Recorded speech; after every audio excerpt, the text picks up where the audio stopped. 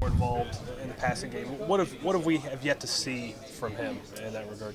I mean, he had 5 catches. I mean, I don't know how much more involved we can get him. You know, you wish some of those catches would have been able to break out a couple of those things. But, you know, them guys touching the ball. They touched the ball in that game more than we probably touched the ball game all last year, you know, between the combination of Russell catching one for 22 yards and him having 5 catches for 9 yards.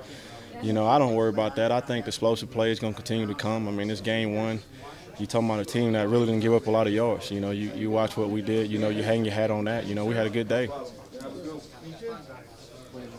Now 101 yards for Crawford. How impressed were you with his performance in his debut?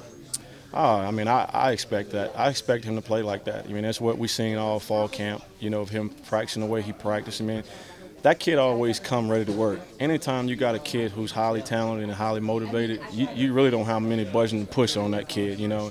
He was the same way he was on game day was Sunday night practice. You know, he's high energy. You know, the kids feed off of it. So, you know, I was impressed with him. You know, I think, you know, just the icing on the cake right now, I think he's only going to do is get better and better. You know, the thing was encouraging how he graded out. I mean, he graded out 96%, you know, 97, somewhere up in there. I mean, he was very few mistakes throughout that game. And I think that was the most impressive thing. I expect him to go make big plays, but to be able to go out there in game one and execute at a high efficiency the way he did, I was really impressed with that.